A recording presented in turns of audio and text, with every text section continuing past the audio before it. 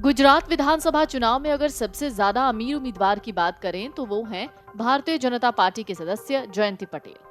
2012 और 2017 के चुनाव में सौंपे हलफनामे के विश्लेषण के आधार पर वो राज्य के अब तक के सबसे अमीर उम्मीदवार हैं।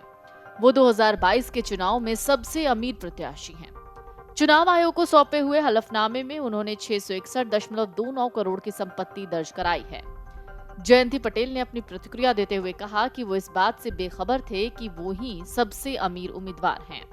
जयंती पटेल की जो आधिकारिक संपत्ति है उसकी घोषणा के मुताबिक उनकी व्यक्तिगत वार्षिक आय है 44,22,000 रुपए, जबकि उनकी पत्नी आनंदी की वार्षिक आय है 62,07,000 रुपए।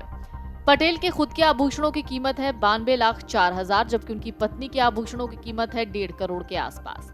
यही नहीं, इसके अलावा उनके परिवार की जो चल संपत्ति है वो है 147 करोड़ 4,000 के आसपास, जबकि अचल संपत्ति है 514 करोड़ रुपए के आसपास। जयंती पटेल की कुल देनदारी है 233 करोड़ 8 लाख रुपए की। गुजरात विधानसभा की सभी 182 सीटों पर 2 चरणों में मतदान होगा। पहले चरण की 79 सीटों पर 1 दिसंबर को मतदान होना है, जबकि दूसरे चरण में 93 सीटों पर 5 दिसंबर को मतदान होना है।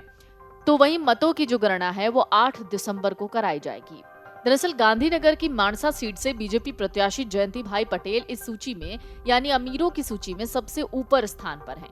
एक वक्त था जब वो महीने के केवल 100 रुपए कमाया करते थे, लेकिन आज वो हैं 662 करोड़ रुपए के मालिक। रीजनल रिपोर्ट्स कहती हैं कि पटेल का जीवन संघर्ष से भरा रहा है। वो केवल 64 बरस के हैं, पेशे से किसान हैं, बिल्डर दोनों ही हैं। पटेल बीजेपी में कई अहम जिम्मेदारियां निभा चुके हैं। उन्होंने पूर्व विधानसभा अध्यक्ष मंगलदास पटेल के चुनाव प्रभारी के रूप में भी अपने सियासी करियर की शुरुआत की थी। उन्होंने बीजेपी को कोबा में एक जमीन दी थी जिस पर पार्टी का क्षेत्रीय कार्यालय है। जयंती भाई पटेल नौकरी छोड़ने के बाद लोहे का कारोबार शुरू कर चुके थे, फिर कंस्ट्रक्शन लाइन में आ गए और यहाँ भी उन्होंने कई जगह कई तरीके के काम किए। फिलहाल वो रियल एस्टेट के कारोबार में हैं।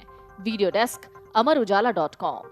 पटेल पिछले 25 सालों से समर्पित भाव से सामाजिक कार्य भी कर रहे हैं। कई संस्थाओं के अध्यक्ष भी हैं। इसके अलावा गायत्री शक्तिपीठ की रसोई में प्रतिदिन 800 से लेकर 1000 लोगों का भोजन भी होता है, जिसको देखते हैं खुद पटेल। पटेल ने एक स्कूल भी बनवाया है जहां पर पढ़ते हैं करीब 850 बच्चे। उन्होंने डकोर में एक धर्मशाला भी बनवाई है।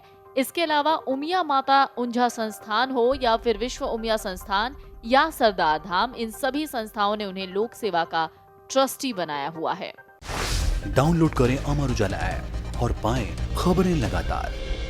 अगर आप ये वीडियो YouTube पर देख रहे हैं तो हमारे चैनल को सब्सक्राइब करें और बेल आइकन को दबाना ना भूलें। अगर आप Facebook पर ये वीडियो देख रहे हैं तो हमारे पेज को लाइक करें।